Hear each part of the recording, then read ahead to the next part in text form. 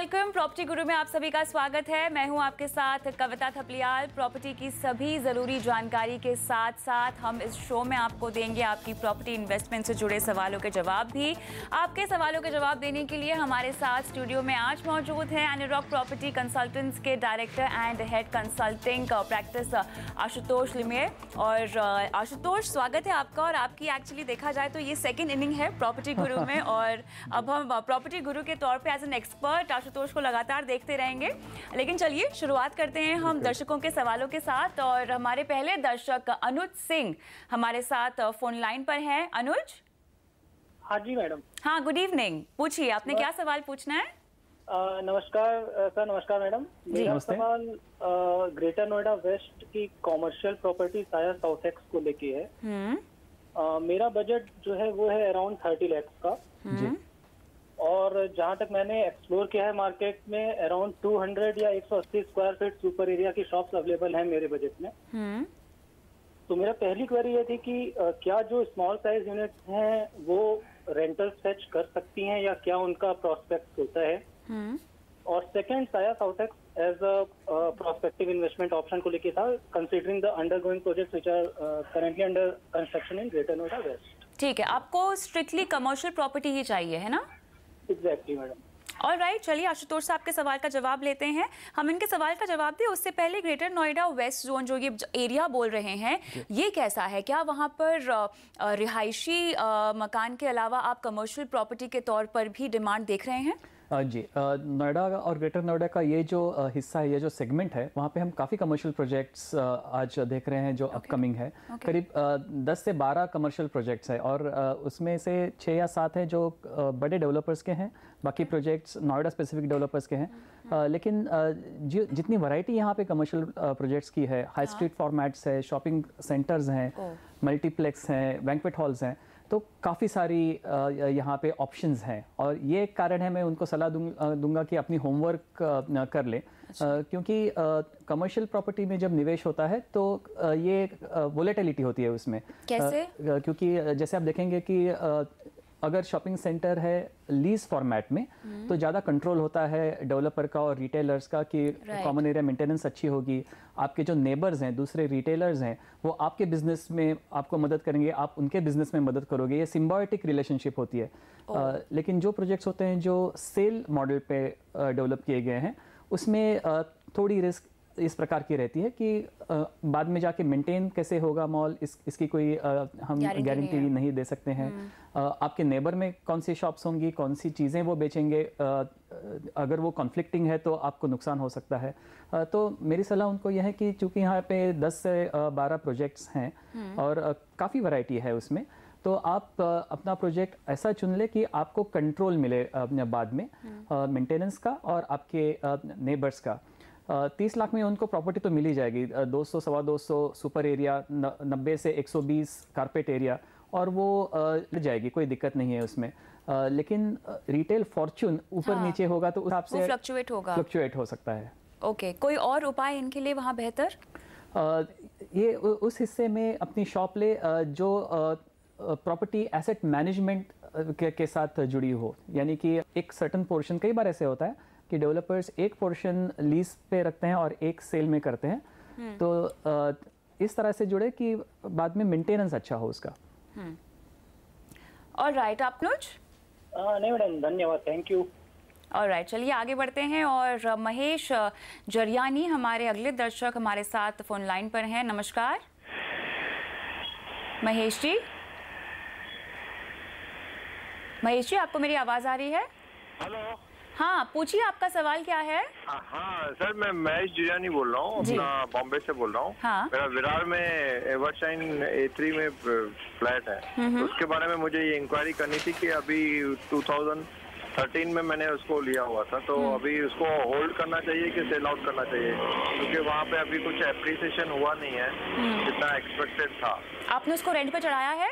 आपका आवाज नहीं आ रहा। आपने उसको रेंट पर चढ़ाया है? बस आवाज नहीं आ रहा है। चलिए ठीक है, मैं इनके बिहाफ पे सवाल आपसे क्लियरली और पूछ लेती हूँ। इन्होंने 2013 में जो विरार में लिया हुआ है फ्लैट, उसे रेंट पे चढ़ाया है, कमाई हो रही है मैं नहीं जानती, लेकिन अभी उसको बेचना क्या सही होगा और कितने एप्रिसिएशन की इन्हें उम्मीद है ये भी हम नहीं जानते, कितना इनका टारगेट है हम नहीं जानते, लेकिन 2013 से अब तक भी अगर एप्रिसिएशन नहीं हुआ है तो क्या आने वाले समय में कोई उम्मीद है इनके लिए? जी, मैं इनको सलाह दूंगा कि अगर उनको लिक्विडिटी का कोई इशू नहीं है तो वो ये प्रोजेक्ट में बने रहें, क्योंकि वसई विरार रीजन में रेंटल डिमांड अच्छी है, वो और ग्रो भी हो रही है। और पिछले सालों में ये बिल्कुल सही है कि एप्रिसिएशन नहीं हुआ है, कैपिटल प्राइसेस में मोर और लेस स्टेबल रही हैं, जिसके अनेक कारण है। वसई विरार में काफ़ी ओवर सप्लाई आ गया था, काफ़ी सारे प्रोजेक्ट्स थे, उसके बाद डिमोनेटाइजेशन, रेरा की वजह से डेवलपर्स का कंप्लायंस ना होना, और कुछ पॉकेट्स वसई विरार के ऐसे थे जहाँ पे पानी की प्रॉब्लम थी। वहाँ पे VVMC Vasai Virar municipal corporation पानी का जो सप्लाई है वो ठीक से ऑगमेंट नहीं कर पा रही थी।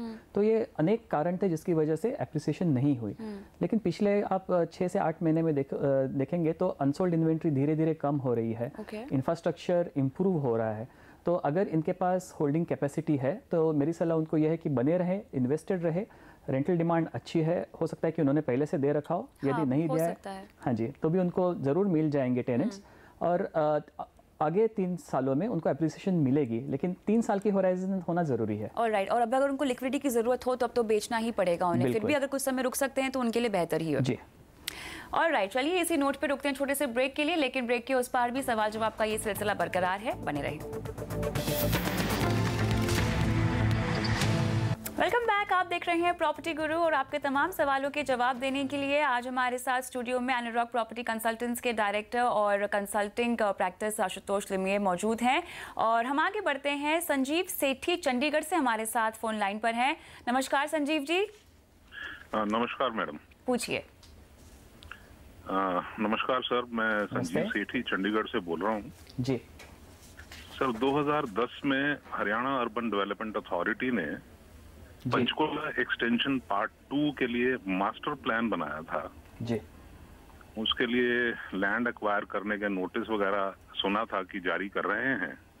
जी, पर अब 2019 तक कुछ ऐसी डेवलपमेंट नहीं हो रही वहाँ, उसके बारे में कुछ बता पाएंगे? जी, आपने वहाँ पर कुछ निवेश करना है? हाँ, मैंने वहाँ पे एक रेजिडेंशियल जोन में कुछ इन्वेस्ट किया था। ओके ओके, चलिए ठीक है। तो मेरे ख्याल से इनकी इन्वेस्टमेंट है। और सो ओवरऑल डेवलपमेंट अभी किस स्टेज पर पहुंची है इस एरिया की? जिस स्पीड से यहाँ पे इम्प्लीमेंटेशन होना चाहिए था उतना हुआ नहीं है। तो ये जो कॉरिडोर है पंचकुला का वो थोड़ा अंडर डेवलप्ड रह गया है। जो प्रोजेक्ट विजन थी और जो शेड्यूल था इंफ्रास्ट्रक्चर प्रोविजन का वो नहीं हो पाया है। तो हालांकि पंचकुला में डिमांड काफ़ी अच्छी है, क्योंकि चंडीगढ़ जैसे हम सब जानते हैं एक प्लांट सिटी होने से वहाँ पे डेवलपमेंट रिस्ट्रिक्शंस हैं। और चंडीगढ़, जीरकपुर, पंचकुला, मोहाली एक अर्बन मास, एक क्रिटिकल मास तैयार हो गया है जहाँ पे काफ़ी अच्छी डिमांड है।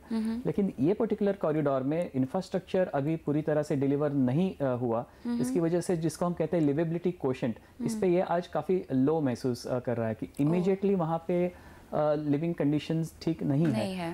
तो and that is why we will see कि डिमांड है, लेकिन ज़्यादा प्रोजेक्ट्स भी वहाँ पे लॉन्च नहीं हुए हैं।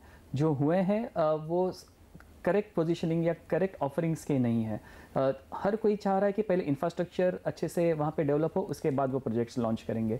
तो यहाँ पे ऑप्शंस की कमी और जो ऑप्शंस है उसका अलाइनमेंट ना होना, एग्जीक्यूशन नहीं है। इसकी वजह से ये थोड़ा सा एक विशेष सर्कल बन गया है कि इंफ्रास्ट्रक्चर नहीं इसलिए प्रोजेक्ट्स नहीं इसलिए फर्दर डिमांड फ्रक्टिफाई नहीं हो पा रही।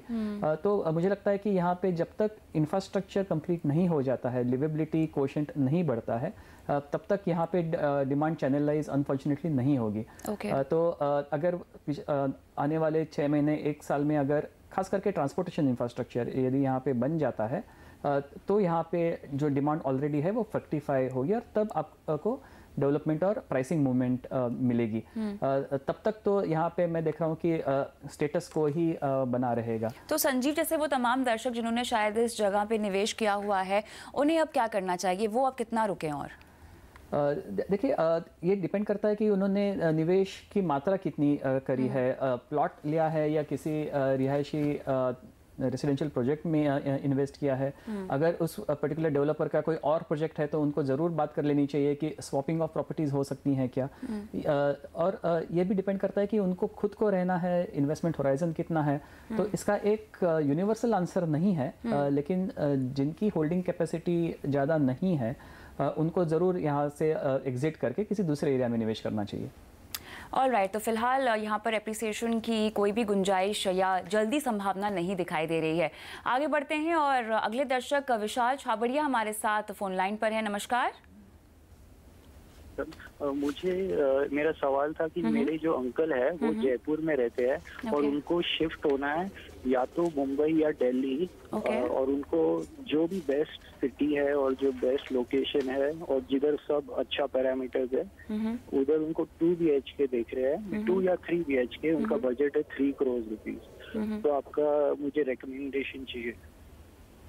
और राइट, और दोनों ही जगहों की अपनी अपनी खासियत है, दोनों की लाइफस्टाइल्स बहुत अलग अलग है। आपके अंकल को कहाँ की लाइफस्टाइल सूट करती हम नहीं जानते हैं, लेकिन जो इन्होंने बजट बताया है उससे तो दिल्ली में भी घर आ सकता है, बॉम्बे में भी आ सकता है।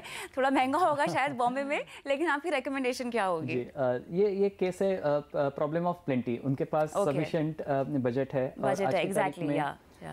दोनों लोकेशंस में NCR में गुड़गांव है, गुड़गांव प्रॉपर और गुड़गांव एक्सटेंशन, दोनों जगह पे उनको 3 BHK, कुछ एरियाज में 4 BHK प्रॉपर्टीज भी मिल जाएंगे यहाँ पे आराम से। मुंबई में 2 BHK डेफिनेटली मिलेगी सबर्बन एरियाज में, जैसे ईस्टर्न सबर्ब्स में विक्रोली और मुलुंड का सेगमेंट, ठाणे, वेस्टर्न सबर्ब्स में अंधेरी टू बोरिवली सेगमेंट। तो बजट का यहाँ पे इशू नहीं है, बात आती है लाइफस्टाइल की। उनकी चॉइस कैसे होगी? मुंबई की फास्ट लाइफस्टाइल, हाई राइजेस यदि वो पसंद करते हैं तो मुंबई में, अगर वो जयपुर से हैं तो शायद उनको दिल्ली ज़्यादा पसंद आए। जी, नेचुरल इंस्टिंक्ट यही कहती है कि Delhi is closer to NCR in terms of lifestyle. Exactly. तो बंगलोज, रो हाउसेस, साथ में गार्डन का होना, अच्छी ओपन स्पेसेस, ये उनको गुड़गांव में बेहतर मिलेगा। और मुंबई में उनको state of the art high rises, C view या इस तरह का अगर कोई नेचुरल अट्रैक्शन अगर उनको है तो मुंबई में होगा, वो सारा मिल सकता है। तो ये डिपेंड करेगा कि वो अपने घर से चाहते क्या है, किस तरह का लिविंग एक्सपीरियंस चाहते हैं। Low rise, closer to nature, gardening का अगर उनको शौक है तो Gurgaon, and sophisticated lifestyle, high rises, fast life तो मुंबई। ऑल राइट, तो यहाँ पर जगह का कोई इशू नहीं है। आपको इस बजट में दिल्ली हो या बॉम्बे हो आपको घर मिल जाएगा, लेकिन कहाँ की लाइफस्टाइल आप मैनेज कर पाएंगे, आप जी पाएंगे, उस पर शायद आपका डिसीजन ज़्यादा निर्भर करता है।